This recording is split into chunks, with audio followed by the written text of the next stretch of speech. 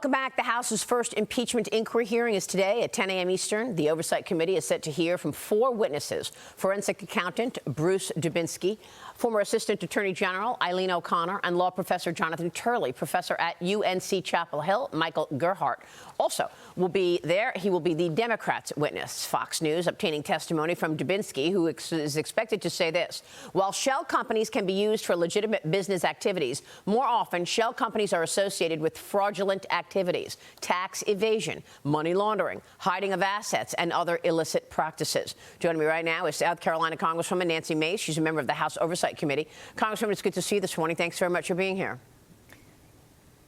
Good morning, Maria. Thank you for having me. Tell me about this upcoming inquiry hearing this morning and what you are expecting to hear or what you're expecting to solicit from these witnesses. Well, the witnesses are experts in investigation and in the law, and they'll be able to lay out how unusual the Biden family's activity and behavior was all around Joe Biden.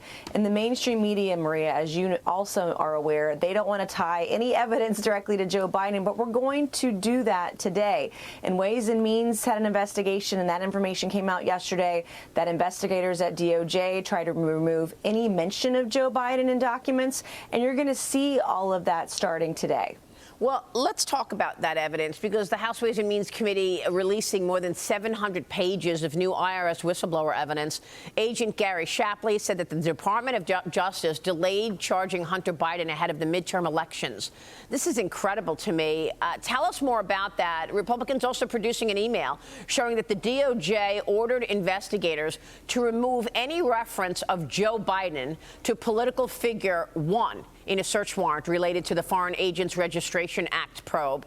Investigators also flagging this text message Jim Biden sent to Hunter Biden back in December of 2018, in which he discusses working with Joe Biden in the past, saying, quote, "We, as usual, just need several months of his help for this to work."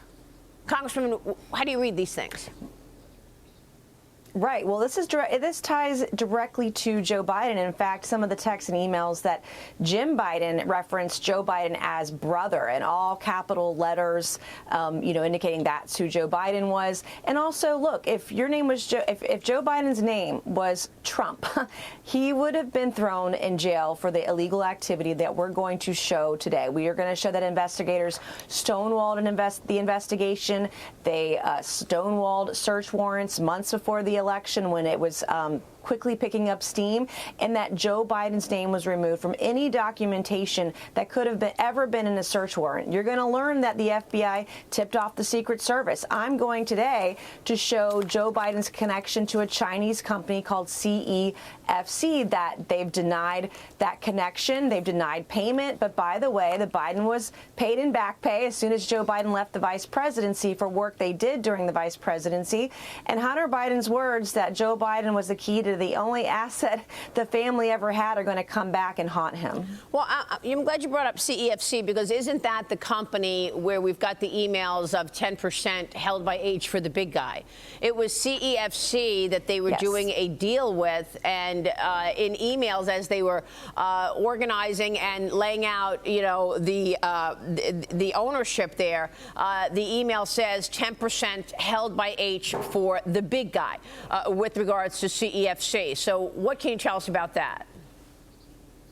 Right. And they did a deal with CEFC during Joe Biden's vice presidency. They just didn't want to get paid for it during his presidency. If everything was on the up and up, why would you hide this payment or this kind of behavior? Why would you try to hide Joe Biden's involvement or Joe Biden's meeting with CEFC about the deal? And that's what they try to do. They try to sweep it under the rug and hide it from the American people. And we're going to show that evidence today. What about the $260,000 that was sent to Hunter Biden, but it was sent to Joe Biden's home in Delaware? There's an article here that I was reading that says that at that time, Hunter was living in California. So why was the check sent to Joe Biden's home? Yeah, it's very strange indeed. And again, another example of direct evidence. What the American people should also be asking, Maria, is what happened to that $260,000? Were taxes paid on it?